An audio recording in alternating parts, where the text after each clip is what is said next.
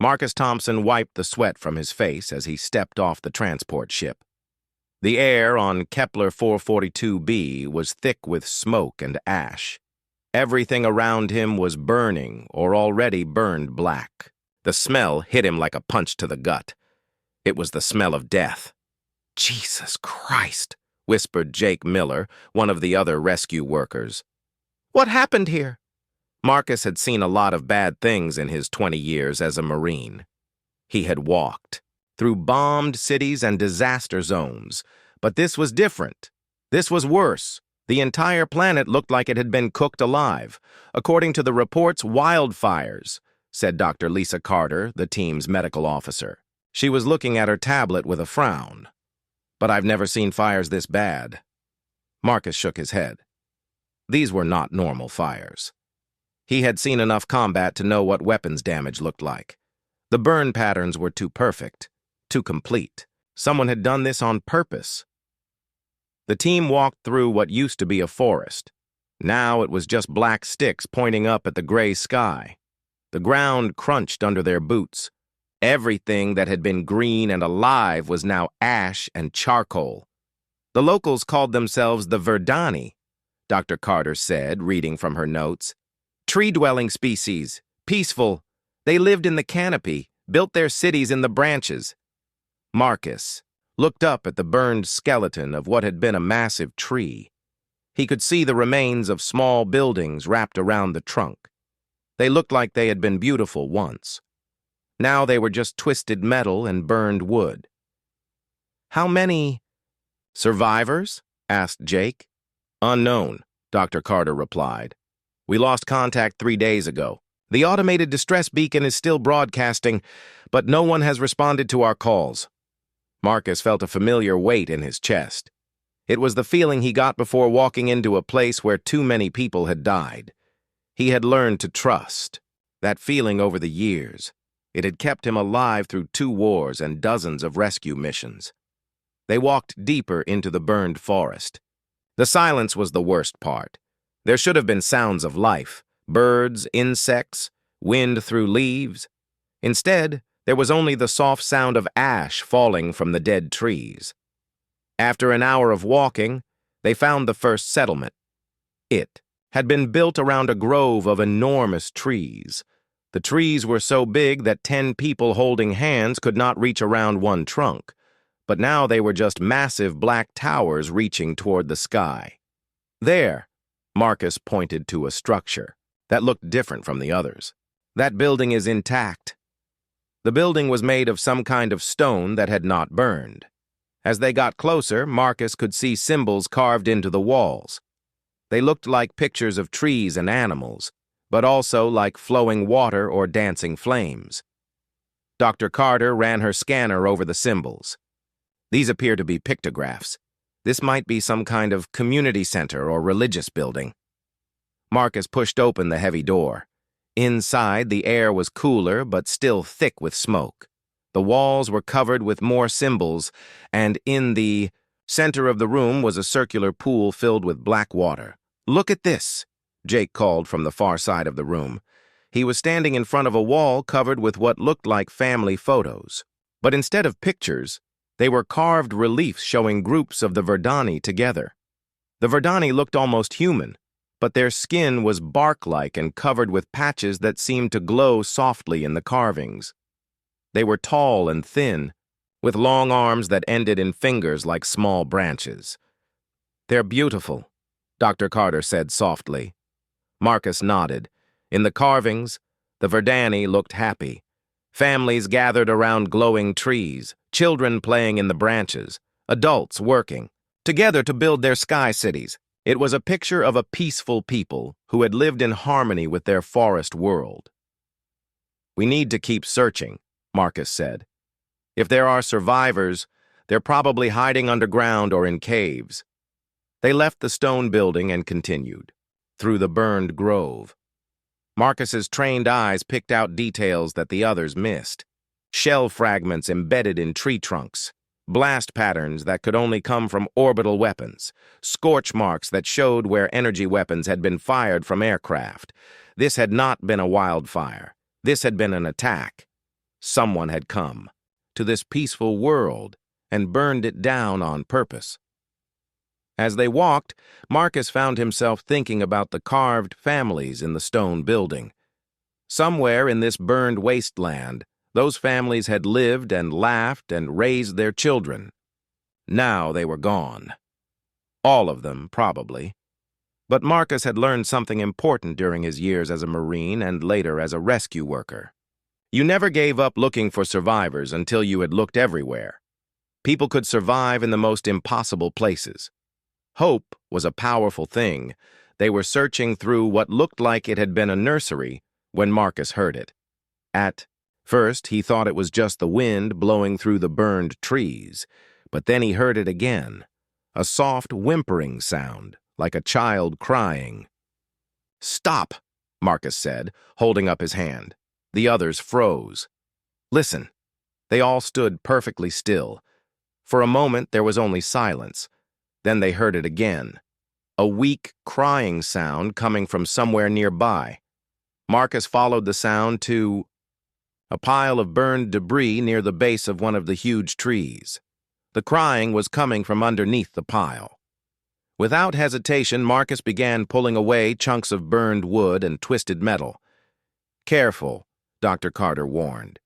The structure might collapse, but Marcus was not listening. His hands were working frantically, pulling apart the debris. The crying was getting louder. Something was alive under there, something small and hurt and scared. Jake and Dr. Carter joined him, and together they dug through the pile. The debris was still hot from the fires, and Marcus could feel it burning his hands through his gloves, but he did not stop. He could not stop. Not when something was alive under there. Finally, his hands found something soft and warm. Very carefully, he pulled it from the wreckage. It was small and covered in soot and ash, but it was breathing. It was a Verdani child, a cub, probably no more than a few years old by human standards. Its bark-like skin was burned in several places, and the glowing patches that Marcus had seen in the carvings were dim and flickering weakly. But it was alive. Dr. Carter immediately began checking the little alien for injuries while Marcus held it gently. The cub looked up at him with large, dark eyes that seemed to hold far too much pain for something so young. "It's going to be okay," Marcus whispered, though he was not sure the cub could understand him. "You're safe now. We're going to take care of you." The cub's glowing patches flickered once, very softly, and then the little alien closed its eyes and went limp in Marcus's arms. For a moment, Marcus thought they had lost it, but Dr. Carter checked her scanner and nodded. "Still alive," she said, "but barely. We need to get it back to the ship immediately." As Marcus carried the small survivor through the burned forest, he looked back at the destroyed grove. Somewhere in that ash and rubble, this little one's family had died. Its entire world had been destroyed, but somehow, impossibly, it had survived. Marcus did not know it yet, but saving this one small life would change everything. Not just for him, not just for the Verdani, but for the entire galaxy. For now, though, all that mattered was getting the little survivor the help it needed. Marcus held the cub close to his chest as they walked back toward their ship, feeling its small heart beating against his hands. It was still alive. That was enough for now. That was everything. 3 days had passed since Marcus pulled the small Verdani cub from the burning wreckage. The medical bay on their rescue ship had become the little alien's temporary home. Dr. Carter had worked around the clock to keep it alive, but Marcus had barely left its side. The cub was awake now, though still very weak. Its bark-like skin was healing slowly, and the glowing patches on its chest and arms flickered more steadily than before. Marcus had started calling it Bloom because of the way those patches reminded him of flowers opening in the morning light. "The burns are healing faster than I expected," Dr. Carter said, checking her scanner. "Verdani biology is remarkable, but it's the psychological trauma I'm worried about." Marcus nodded. He had seen that look in the eyes of human children who had lost everything. the empty stare that came from seeing too much death too young. Bloom had that same look, even though its large dark eyes were so different from human ones. On the fourth day, something unexpected happened. Marcus was sitting next to Bloom's medical bed, trying to get the cub to eat some of the nutrient paste Dr. Carter had prepared. Suddenly, the ship's sensors started beeping. "We've got movement outside," Jake called from the bridge. Something big. Marcus looked out the medical bay window and felt his heart jump. A group of adult Verdani were emerging from what looked like solid rock. They had been hiding in caves or underground tunnels, probably for days. "There are more survivors," Dr. Carter whispered. The Verdani outside moved slowly and carefully. Marcus could see that they were injured and afraid. Their glowing patches were dim, and they kept looking up at the sky as if expecting another attack. But then something strange happened. One of the adult Verdani, an older one with silver bark and bright golden patches, pointed directly at their ship. The others gathered around it, and their patches began flickering in complex patterns. "They're communicating," Dr. Carter said, watching through the window. "Look at those light patterns. It's like a language." The group of Verdani started walking toward their ship. Marcus felt Bloom stir on the medical bed behind him. When he turned around, the cub's patches were flickering in response to the lights outside. Even through the ship's hull, Bloom could somehow sense the other Verdani. Marcus made a decision. "I'm going outside to meet them." "Marcus, wait." Dr. Carter started to protest. "We don't know if they're hostile." "Look at them," Marcus said, pointing to the group of survivors. "They're scared and hurt. They're not a threat to anyone." Marcus put on his environmental suit and cycled through the airlock. As soon as he stepped onto the burned ground, all the Verdani stopped moving. Their light patterns went completely still, and they stared at him in what looked like shock. The older Verdani with the golden patches stepped forward. It was tall, maybe 7 feet, with long arms that ended in delicate branch-like fingers. When it spoke, its voice was like wind, through leaves soft and musical. Marcus could not understand the words, but he could hear the question in the Verdani's voice. The alien was asking him something important. From behind him, Marcus heard Dr. Carter's voice through his suit radio. "Bloom is getting agitated in here. Its light patterns are going crazy." Marcus turned back toward the ship and gestured for the Verdani to follow him. He led them to one of the ship's large viewing windows where they could see into the medical bay. When the adult Verdani saw Bloom lying on the medical bed, their reaction was immediate and intense. Their light patterns exploded into rapid, complex sequences. Some of them began making high-pitched sounds that Marcus realized were cries of grief or joy. The older Verdani pressed its hand against the window and spoke directly to Marcus. Even though he could not understand the language, Marcus could hear the emotion in its voice: gratitude, wonder, and something else that sounded almost like worship. Over the next few hours, with help from the ship's translation computer, Marcus began to understand what the Verdani were saying. The older alien, whose name was something like Brightbark, explained that they had thought Bloom was dead. They had seen the nursery grove burning and assumed no one could have survived. But then Brightbark said something that made Marcus uncomfortable. The translation computer was having trouble with some of the concepts, but the basic meaning was clear. The Verdani thought Marcus was some kind of supernatural being. "They keep using a phrase that translates roughly as Uncle Death," Dr. Carter explained, looking at the translation data. "Apparently, in their culture, fire is considered the ultimate destroyer. Anyone who can pull life from fire is seen as having power over death itself." Marcus felt a chill run down his spine. "I'm not some kind of death god. I'm just a guy who heard a kid crying and dug it out." But the Verdani did not see it that way. Over the following days, as more survivors emerged from hiding places throughout the burned forest, the story of Marcus saving Bloom spread among them. Each telling seemed to make the story bigger and more miraculous. The Verdani began bringing their injured to Marcus instead of to Dr. Carter, even though she was the actual doctor. When Jake or the other human rescue workers tried to help with relief efforts, the Verdani would politely refuse and wait for Marcus instead. "This is getting out of hand," Marcus said to Dr. Carter one evening. They were watching through the ship's windows as a group of young Verdani sat in a circle around the spot where Marcus had found Bloom. Their light patterns were pulsing in unison, creating a beautiful but eerie display.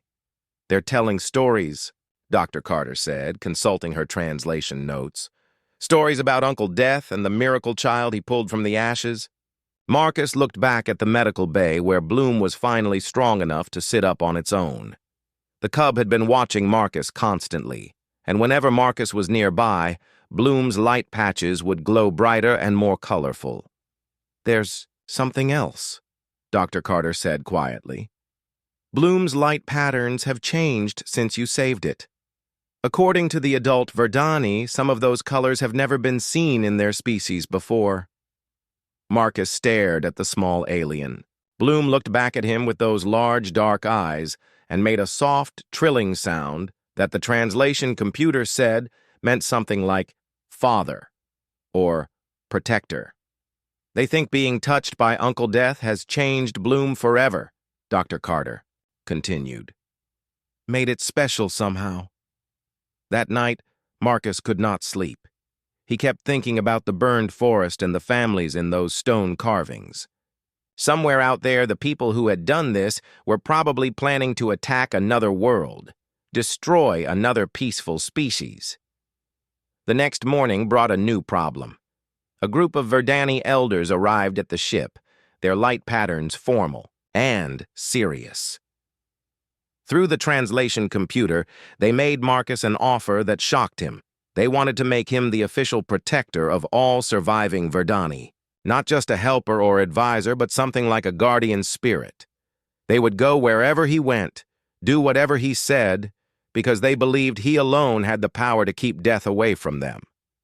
"I can't accept that," Marcus told them through the translator.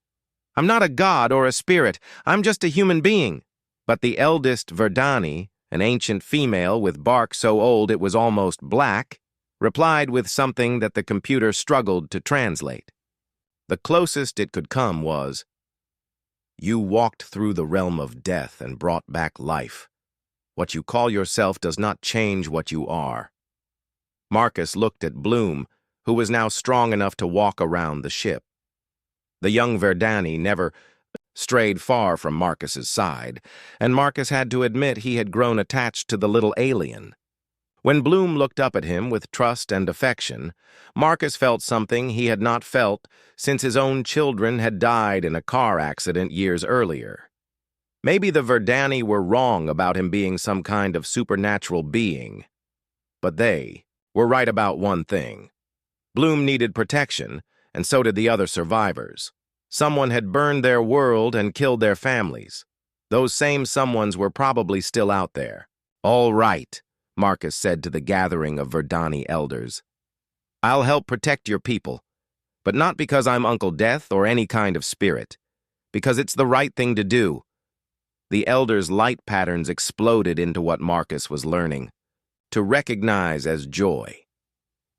Behind him, Bloom made that trilling sound again, and its patches glowed with colors that had never existed in the Verdani species before Marcus pulled it from the ashes. Marcus did not know it yet, but accepting the role of protector would make him famous across the galaxy. More importantly, it would make him a target for the same people who had burned the Verdani homeworld. For now, though, he was content to be what the Verdani believed he was, the human who could walk through death and bring back life. Even if he did not understand how or why, he could not argue with the results. Bloom was alive. The other Verdani survivors were alive. Sometimes that was enough to build a legend on. 6 months had passed since Marcus pulled Bloom from the burning ashes. The young Verdani had grown considerably, now standing almost 4 feet tall with bark that had healed into beautiful silver and gold patterns. Most importantly, Bloom had learned to speak basic English, though his voice still sounded like wind chimes in a gentle breeze. "Marcus," Bloom said one morning as they watched the sun rise over the partially rebuilt Verdani settlement. "The elders want to know when you will perform the bonding ceremony." Marcus nearly choked on his coffee. "The what ceremony?" "Bonding," Bloom repeated, his light patches flickering with what Marcus had learned meant confusion.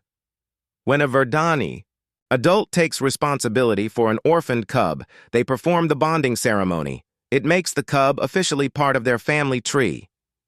Marcus stared at the young alien. Over the past months, he had indeed become something like a father to Bloom. The cub followed him everywhere, helped with reconstruction efforts, and even insisted on wearing a small version of Marcus's work vest that Dr. Carter had made for him. "Bloom, I'm human," Marcus said carefully. "You're Verdani. We're not the same species." Bloom's patches dimmed slightly. "Does that matter? You saved me. You take care of me. You teach me things. In every way that counts, you are my father." The simple honesty in Bloom's voice hit Marcus harder than any weapon ever had. The truth was, somewhere along the way, he had started thinking of Bloom as his son, too. When the young alien was hurt or scared, Marcus felt protective. When Bloom accomplished something new, Marcus felt proud. "The Earth authorities need to approve interspecies adoption," Marcus said finally. "It's never been done before." "Then we will be the first," Bloom said with the confident tone that always made Marcus smile. "We can be pioneers." 3 weeks later, Ambassador Jennifer Walsh arrived from Earth with a team of lawyers, scientists, and bureaucrats. She was a small woman with sharp eyes who had spent her career dealing with first-contact situations. "Mr. Thompson," she said, as she stepped off her transport ship, "you've created quite a stir back on Earth. Interspecies adoption was not something our legal system was prepared for." Marcus watched Bloom help the other young Verdani practice their English lessons. The sight of the alien children learning human words while playing games Marcus had taught them had become normal to him, but he could see Ambassador Walsh staring at the scene with fascination. "So what's the decision?" Marcus asked. "Officially, the paperwork is a nightmare," Walsh replied. "Unofficially, you've become something of a celebrity. The footage of you and Bloom working together has been broadcast across human space. Public opinion is strongly in your favor." Over the next few days, Ambassador Walsh interviewed Marcus, Bloom, and the Verdani elders. She observed their daily routines, documented how Marcus cared for Bloom, and recorded the young Verdani's remarkable development. "His language acquisition is extraordinary," she told Marcus one evening. "Most human children take years to become fluent in a second language. Bloom learned English in 6 months while also developing emotional maturity far beyond his apparent age." "He's been through a lot," Marcus said, watching Bloom teach a group of human aid workers how to read Verdani light patterns. "Trauma can make kids grow up fast." "It's more than that," Walsh said. "Dr. Carter's reports show that Bloom's neural development has accelerated since you rescued him. The working theory is that exposure to human cognitive patterns during his recovery period influenced his brain development." Marcus felt a familiar chill. "Are you saying I changed him somehow?" "We don't know," Walsh admitted, "but the changes appear to be beneficial. Bloom shows enhanced empathy, problem-solving abilities, and an intuitive understanding of cross-species communication that we've never seen before." The formal adoption ceremony took place a week later. It was unlike anything in human or Verdani tradition, so they created something new. Marcus stood in the center of the rebuilt community grove while Bloom's light pattern spelled out his acceptance of Marcus as his family. "I, Marcus Thompson, accept Bloom as my son," Marcus said, reading from words the Verdani elders had helped him prepare. "I promise to protect him, teach him, and help him grow into the being he is meant to become." Bloom's response was entirely in light patterns, but the translation scrolled on screens around the grove. "I, Bloom of the Silver Light, accept Marcus Thompson as my father tree. I promise to honor his teachings, carry his wisdom, and help bridge the gap between our peoples. When the ceremony was complete, every Verdani in the settlement began flashing their light patterns in unison. The display was so bright it could be seen from orbit, and Ambassador Walsh later said it was the most beautiful thing she had ever witnessed. But not everyone was happy about the adoption. 3 days after the ceremony, Marcus received his first death threat. It came from a human extremist group that called themselves the Species Purity Coalition. "You are a disgrace to humanity," the message read. "Mixing human genetics with alien influence is an abomination. We will not allow you to corrupt our species with your alien pet." Marcus showed the message to Ambassador Walsh, who frowned deeply. "We've been tracking groups like this," she said. "They're small but vocal. Most humans support what you're doing, but there's always a minority that fears change." The controversy only grew when galactic news networks picked up the story. Footage of Marcus and Bloom working together, playing together, and learning from each other spread across dozens of star systems. Other alien species began to take notice of humanity's unique approach to interspecies relations. Most civilizations maintain strict separation between species, Ambassador Walsh explained. Trade, diplomacy, limited cooperation, but rarely true integration. What you've done with Bloom challenges that norm. Marcus did not care about challenging norms. He cared about the fact that Bloom was happy, healthy, and growing into a remarkable young being. The young Verdani had become fluent in 3 human languages and could communicate with 5 different alien species that had sent observers to the settlement. But Bloom's abilities continued to develop in ways that surprised everyone. He seemed to sense when people were lying, could predict weather changes days in advance, and had an uncanny ability to calm frightened animals and aliens alike. The other Verdani say his light patterns include colors that have never existed in our species, Breitbart told Marcus one day. They believe Uncle Death's touch has given him new abilities. "He's just a smart kid," Marcus replied, but even he was beginning to wonder if there was more to it than that. The question was answered when a transport ship carrying refugees from another attacked world arrived at their settlement. The refugees were from a species called the Korthani, large reptilian beings who had been driven from their homeworld by the same raiders who had attacked the Verdani.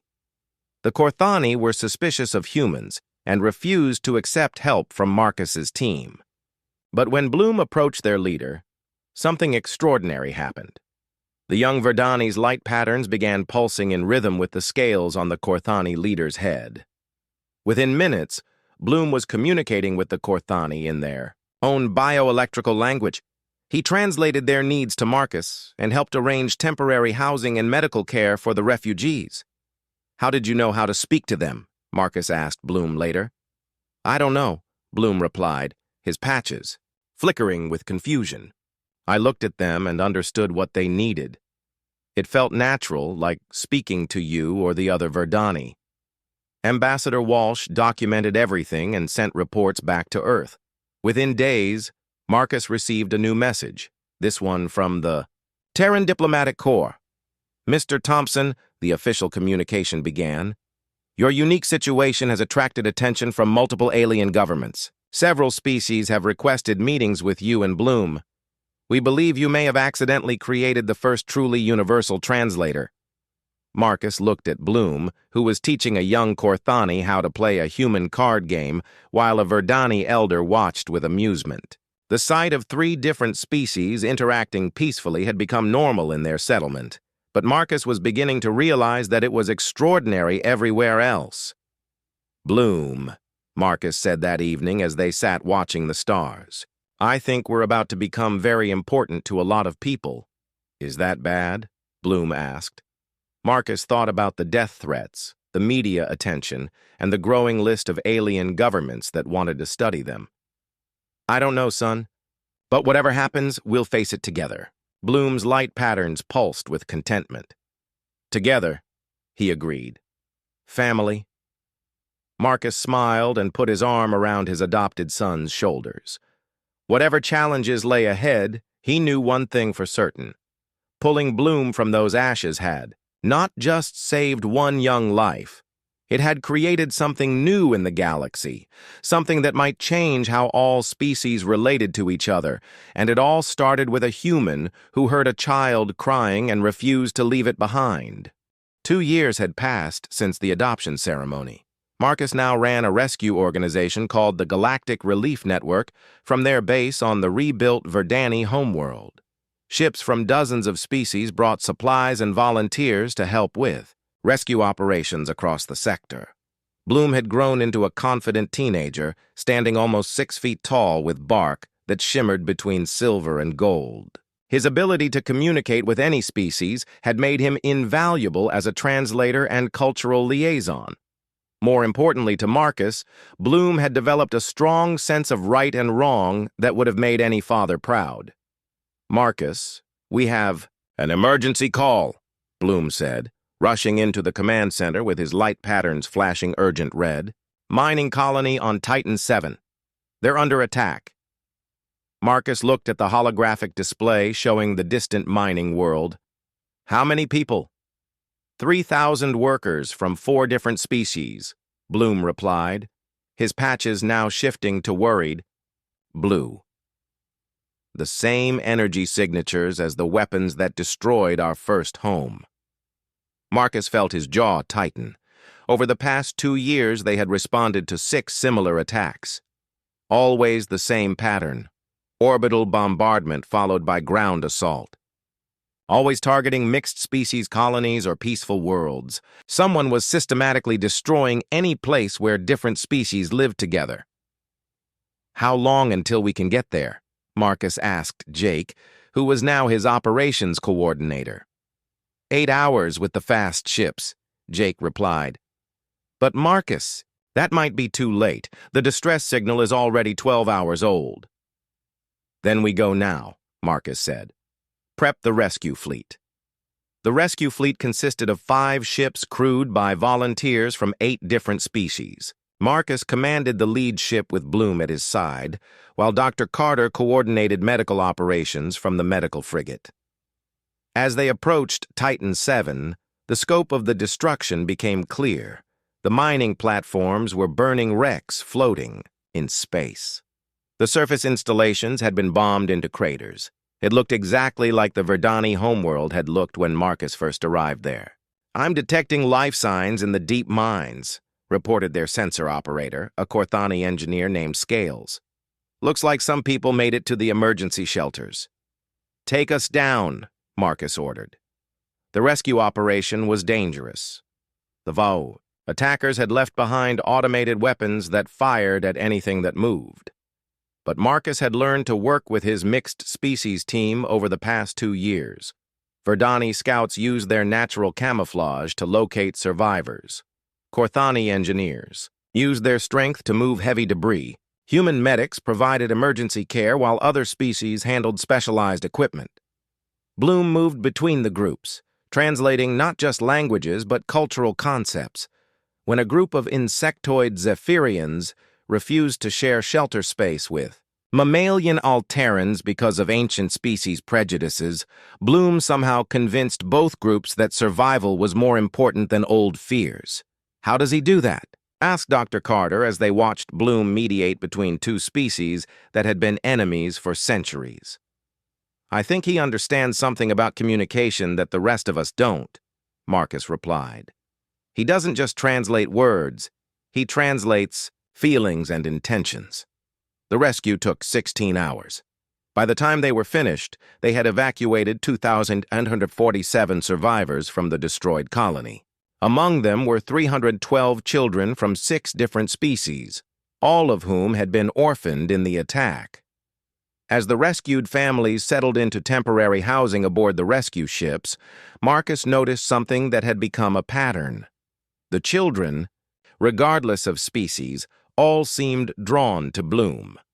Within hours, the young Verdani was surrounded by a mixed group of alien children who looked at him with the same trust and affection that Bloom had once shown Marcus. The children see him as safe, Dr. Carter observed. It's like he radiates calm and protection. But the most important discovery came when they found the colony's security recordings. The attackers had been human ships flying under the flag of something called the Purge Fleet. In the recordings, Marcus could see human soldiers executing alien civilians while their commander gave orders. "Purification Protocol 7, the human commander said in the recording. "No alien contamination can be allowed to spread. Eliminate all mixed colonies." Marcus felt sick watching his own species commit genocide. But the worst part came at the end of the recording, when the commander looked directly into the camera and said, "This message is for the traitor calling himself Uncle Death. We know who you are, Marcus Thompson. We know about your alien pet. You cannot hide forever." That night, as the rescue fleet traveled to the nearest safe port, Marcus found himself unable to sleep. He walked through the ship's corridors, checking on the rescued families. In the children's section, he found Bloom sitting in the center of a group of young aliens, all of them sleeping peacefully around him. Bloom's light patterns were pulsing, very softly, barely visible in the dim light. But Marcus could see that each pulse corresponded to the breathing of one of the sleeping children. Somehow, Bloom was synchronizing his biorhythms with theirs, helping them stay calm and sleep despite their trauma. "He's helping them heal," whispered Dr. Carter, who had appeared beside Marcus. "The children who were most traumatized are now sleeping peacefully. Whatever Bloom is doing, it's working better than any medicine we have." The next morning brought news that changed everything. Ambassador Walsh contacted them with an emergency message from Earth. "Marcus, the Purge Fleet has claimed responsibility for 7 attacks on mixed species colonies," she said, her face grim on the communication screen. "But that's not the worst part. Their leader is Commander Richard Hayes, former Earth Defense Force.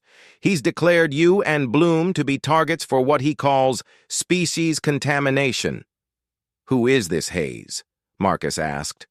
"A war hero turned extremist," Walsh replied. "He believes that any mixing between species will eventually lead to the destruction of humanity. He sees what you've done with Bloom as the first step toward human extinction." Marcus looked at Bloom, who was teaching the rescued children how to play simple games that worked across species barriers. The young Verdani had created something beautiful, a space where different species could interact without fear or prejudice. "He's wrong," Marcus said. "Bloom isn't destroying humanity. He's showing us how to be better." "I agree," Walsh said, "and so do most people. Public support for you and Bloom has never been higher, but Hayes has military experience and access to weapons. He's dangerous." That afternoon, Marcus called a meeting of all his senior staff. They gathered in the ship's main conference room. Representatives from 8 different species united by their shared commitment to helping others. "We have a choice," Marcus told them. "We can go into hiding and hope Hayes loses interest, or we can keep doing what we're doing and accept that. We're now targets. What does Bloom think?" asked Brightbark, the Verdani elder who had become Marcus's closest advisor. Marcus looked at his adopted son, who was sitting quietly at the table with his light patterns pulsing in thoughtful yellow. "Bloom, this is your choice, too. If we keep doing rescue work, Hayes will keep hunting us. You could get hurt." Bloom's patterns shifted to determined red. "The children we saved today are alive because we didn't hide. Tomorrow, there will be more. Children who need help. We cannot hide while innocents suffer." Marcus felt pride swell in his chest. In 2 years, Bloom had grown from a traumatized cub into a being of remarkable wisdom and courage. "Then we keep going," Marcus decided. "But we do it smart. We establish multiple bases, vary our patterns, and always stay ready to fight back if necessary." As the meeting broke up and his staff began planning their expanded operations, Marcus realized that they had crossed a line. They were no longer just a rescue organization. They had become symbols of something larger, a movement toward interspecies cooperation that threatened the old ways of thinking. The Purge fleet wanted to destroy that movement by destroying its symbols. But Marcus had learned something important over the past 2 years. Symbols were powerful things, and sometimes the only way to protect what you believed in was to stand up and fight for it. Looking at Bloom, who was already working with the other staff members to plan their next rescue mission, Marcus knew they would face whatever came next together. Uncle Death and his miraculous son had become more than just legends. They had become hope for a better galaxy. The attack came without warning on a Tuesday morning. Marcus was reviewing supply reports when the alarm started screaming throughout New Haven Station, the refugee facility they had built in orbit around the Verdani homeworld. Multiple ships. "Dropping out of hyperspace!" Jake shouted from the command center. 20 vessels, all bearing Purge fleet markings. Marcus ran to the main viewport and felt his blood turn cold. The approaching ships were massive military vessels, far larger than anything their rescue fleet could handle. But worse than the ships themselves was what they represented. Hayes had finally found them. "Begin immediate evacuation," Marcus ordered. "Get all non-essential personnel to the escape pods." "Marcus, wait," Bloom said, his light patterns flashing urgent blue. "There are 3,000 refugees on this station. The escape pods can't carry everyone." Marcus looked at his adopted son and saw the same determination he had felt when he first heard Bloom crying in the wreckage years ago. Some battles you could not run from. "Then we make our stand here," Marcus decided. "Jake, contact the volunteer. Defense fleet. Tell them we need everything they've got." The battle for New Haven Station lasted 6 hours. Marcus had never imagined that so many different species could work together so perfectly. Verdani pilots used their natural reflexes to outmaneuver the larger Purge fleet ships. Corthani engineers kept the station's shields running far beyond their normal limits. Human tactical officers coordinated the defense while Zephyrian scouts provided reconnaissance. But the Purge fleet had superior numbers and firepower.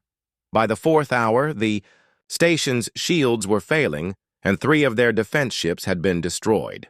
"We need to evacuate the civilians," Dr. Carter said, her voice tight with stress. "The station won't hold much longer." "No," Bloom said firmly. "I can help." Before Marcus could stop him, Bloom ran to the station's main communication array. He placed his hands on the control panel, and his light patterns began pulsing in complex sequences Marcus had never seen before. "Bloom, what are you doing?" Marcus called. "Calling for help," Bloom replied, his voice strained with effort.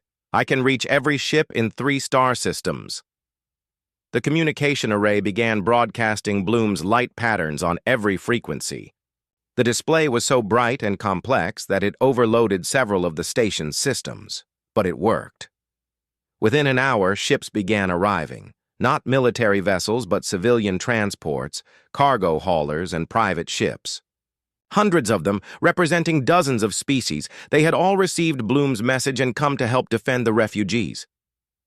"This is Captain Torres of the merchant vessel Golden Dream," came a voice over the communication system. "We heard the call. We're here to help."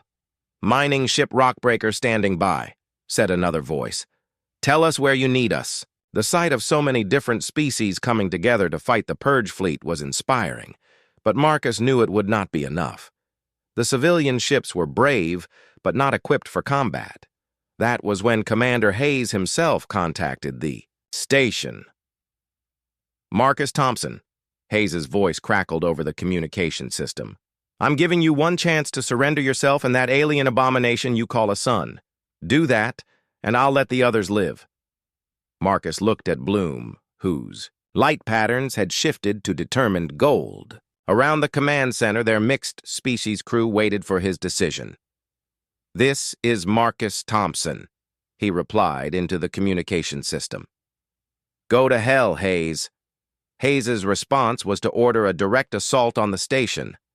Purge fleet Marines in powered armor began cutting through the station's hull while their ships continued their bombardment.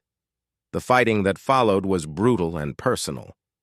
Marcus found himself in hand-to-hand combat with human soldiers who saw him as a traitor to his own species. But he was not fighting alone.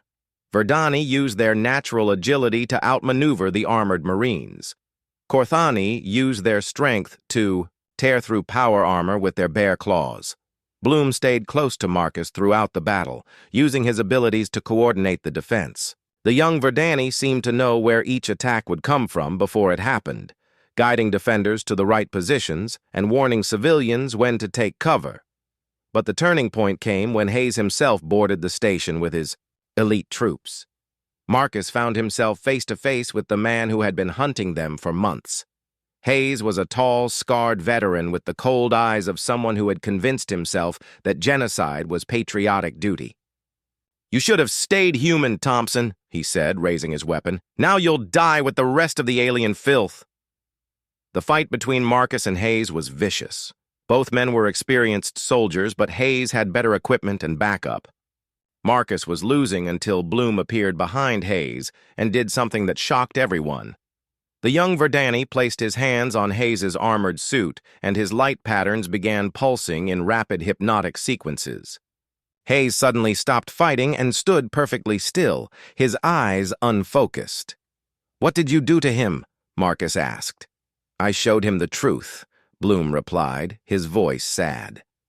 "I let him feel what the children felt when his ships burned their homes. I let him experience the fear and pain he has caused." Hayes began screaming. Not from physical pain, but from the overwhelming emotional trauma of experiencing his victim's suffering. He collapsed to his knees, his weapon forgotten, tears streaming down his face. "Make it stop," Hayes whispered. "Please make it stop." Bloom's light patterns faded and Hayes slumped unconscious to the floor. Around the station, the other Purge Fleet soldiers began laying down their weapons. Without their leader's fanatical certainty, they lost the will to continue the fight. But victory came at a cost. The station was badly damaged, and 17 defenders had been killed, including 3 of the orphaned children Bloom had been protecting. Marcus found his adopted son kneeling beside the body of a young Zephyrian who had called Bloom Big Brother. "I failed them," Bloom said, his light patterns dim with grief. "I promised to keep them safe." "You saved thousands of others," Marcus replied, putting his arm around Bloom's shoulders. "You can't save everyone, son. I learned that a long time ago." But Bloom's grief was deeper than Marcus realized. Over the following days, as they worked to repair the station and relocate the refugees, Bloom became increasingly withdrawn. His light patterns remained dim, and he stopped eating regularly. Dr. Carter was worried. "He's blaming himself for every death in the battle. The emotional stress is affecting his physical health." Marcus tried to reach his son, but Bloom had retreated into himself. The young Verdani continued to help with relief efforts, but the joy and wonder that had always characterized him were gone. The crisis came 2 weeks later, when another distress call arrived. A research station was under attack by Purge Fleet remnants. It was exactly the kind of mission they specialized in.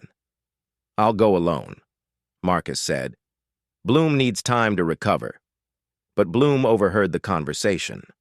"No," he said, his light patterns flashing for the first time in days. "Those people need help. We go together." During the rescue mission, Bloom pushed himself beyond his limits. He used his abilities to calm panicked civilians, coordinate the evacuation, and even heal wounded survivors by transferring some of his own life energy to them. By the time they returned to New Haven Station, Bloom was exhausted and weakened. Dr. Carter's scans showed that he had literally given too much of himself to save others. "He's burning himself out," she told Marcus privately.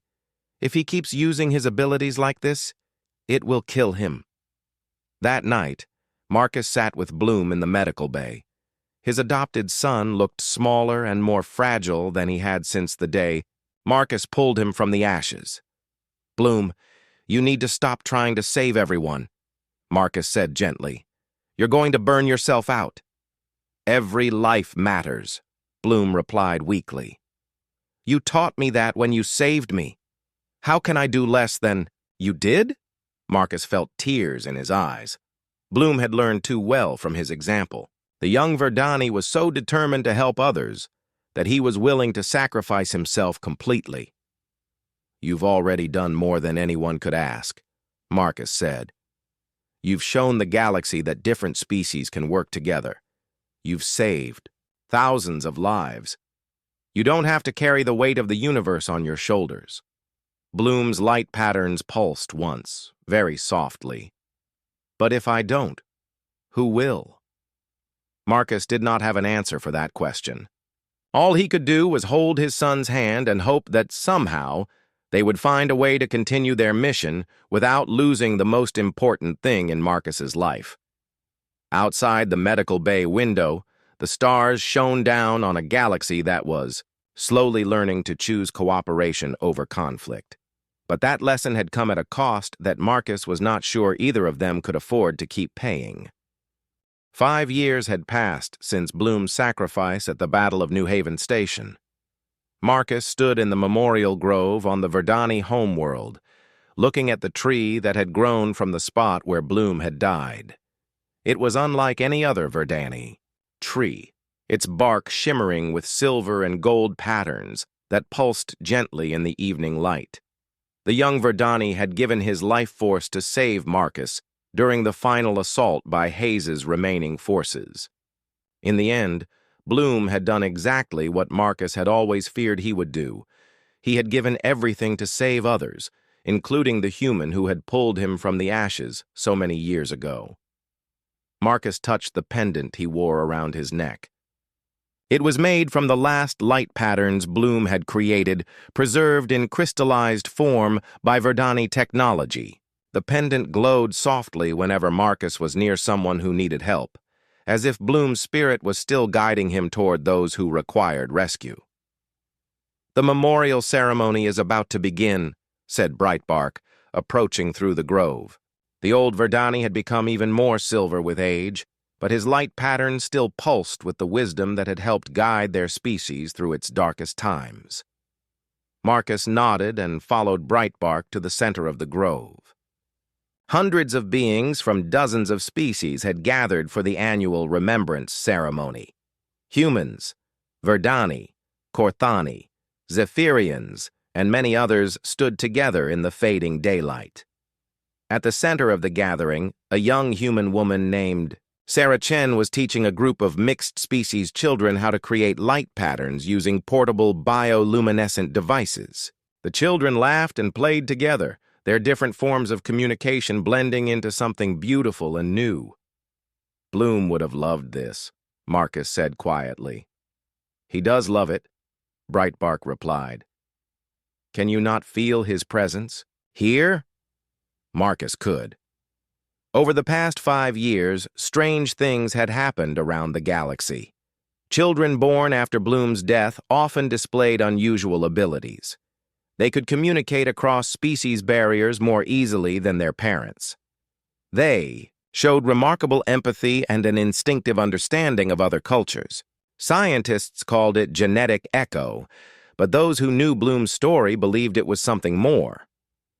The memorial ceremony began with the lighting of the memory fire. Unlike the destructive fires that had once burned the Verdani homeworld, this flame represented hope and renewal. As each species added their own symbolic offering to the fire, the flames changed colors, creating a display that resembled Bloom's final light pattern. Marcus stepped forward when it was his turn. He had done this ceremony 4 times before, but it never got easier. He placed a small piece of metal from his old marine dog tags into the fire. Bloom taught us that family is not about sharing the same blood or the same species, Marcus said, his voice carrying across the silent grove. Family is about choosing to care for each other, to protect each other, and to grow together. He showed us that love can cross any barrier, overcome any difference. The fire flared brighter, and for a moment Marcus could swear he saw Bloom's face in the flames, young and happy, the way he had looked when he was teaching other children to play human games, or translating between species that had never communicated before. After the ceremony, Marcus walked to his office in the Galactic Relief Network headquarters. The organization had grown far beyond what he had imagined when he first started it.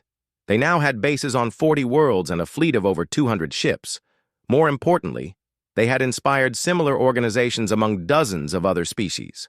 On his desk was a report from Dr. Carter, who now headed the network's research division. The report documented the continuing spread of what they called the Bloom effect. Children across the galaxy were developing enhanced empathy and cross-species communication abilities. The effect was subtle but widespread, and it seemed to be accelerating. "Knock, knock," came a familiar voice from the doorway. Dr. Carter entered with a smile, carrying 2 cups of coffee. "I thought you might want to see the latest numbers."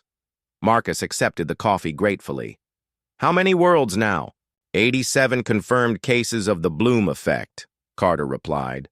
"Children on worlds Bloom never even visited are showing the same enhanced abilities. It's like his final act created a wave of change that's still spreading." Marcus looked out. His office window at the training grounds where new recruits from a dozen species were learning rescue techniques. The sight no longer surprised him, but he remembered when the idea of different species working together had seemed impossible. "There's something else," Carter continued.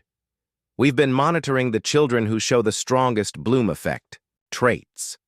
They're naturally gravitating toward careers in diplomacy, medicine, and rescue work. It's like they're inheriting his mission." That evening, Marcus received an unexpected visitor. A young Corthani female named Scales Like Stars entered his office with the confident stride that reminded him so much of Bloom at that age. "Uncle Marcus," she said in perfect English, using the title that all the network's children had adopted for him. "I have a request." "What is it, Scales?" Marcus asked, smiling at the serious expression on her reptilian features. "I want to join the Advanced Rescue Training Program," she said. "I know I'm only 14, but I can already communicate with 8 different species. And yesterday I helped calm down a group of panicked refugees just by touching their hands." Marcus studied. The young Corthani. She was one of the children orphaned in the attack on Titan 7, one of the ones Bloom had comforted during their rescue. Now she was showing the same abilities that had made Bloom so special. "The training program is dangerous," Marcus said. "And you're still young?" "Bloom was young when he started helping people," Scales replied. "He taught us that age doesn't matter when someone needs help." Marcus felt a familiar warmth in his chest. It was the same feeling he had gotten whenever Bloom said something that showed wisdom beyond his years. "All right," Marcus decided. "But you train with a full team, and you don't go on any dangerous missions until you're older." Scales Like Stars' scales shimmered with joy, and she hugged Marcus tightly. As she did, Marcus felt the pendant around his neck pulse with warm light. Later that night, Marcus walked through the residential section of the headquarters. It had become tradition for the orphaned children in their care to live together in mixed-species family groups. Human children learned alongside Verdani saplings, Corthani hatchlings, and dozens of others. In one of the common rooms, he found a group of children sitting in a circle, their different forms of bioluminescence, creating a soft, multicolored glow. They were telling stories, but not in any single language. Instead, they were using a combination of words, light patterns, electrical pulses, and emotional projection that somehow worked across all their species. Marcus watched from the doorway as a young human boy named Tommy told the story of Uncle Death and the Miracle Child. The other children listened with rapt attention, their various forms of expression creating a symphony of communication that would have been impossible before Bloom showed them how to bridge their differences. "He pulled him from the burning ashes," Tommy said, his words accompanied by a Verdani child's light patterns and a Corthani's scale displays. "And even though they were different species, they became family. They showed everyone that love is stronger than fear. The story continued, growing more elaborate with each telling. By now, it bore little resemblance to the actual events, but Marcus did not mind. Myths were often more powerful than facts, and this particular myth was inspiring children across the galaxy to believe in the possibility of unity across all boundaries. As Marcus finally headed to his quarters, he stopped at one final location. In a small chapel that served all faiths and species, a holographic display showed images of Bloom throughout his short life, playing with human children, teaching refugees, translating between species that had been enemies for centuries, healing the wounded with his own life force. Marcus knelt before the display and touched the pendant around his neck. It pulsed with gentle warmth, and for a moment Marcus could swear he heard Bloom's voice carried on the evening wind. "Thank you, son," Marcus whispered, "for everything you taught us." The pendant pulsed once more, brighter this time, and Marcus knew that somewhere in the vast network of love and compassion that now connected hundreds of worlds, Bloom's spirit lived on. Outside, the stars shone down on a galaxy that was slowly learning to choose cooperation over conflict, understanding over fear, and love over hatred. It was not perfect, and there were still those who preferred the old ways of suspicion and separation. But in training facilities on 40 worlds, mixed species rescue teams prepared for their next mission. In schools across the galaxy, children of different species learned together and played together. In hospitals and refugee centers, beings who had once been strangers now worked side by side to heal and help. The legend of Uncle Death and his miraculous son had become something real and lasting. Not just a story, but a living example of what was possible when someone chose to reach across the darkness and pull another being into the light.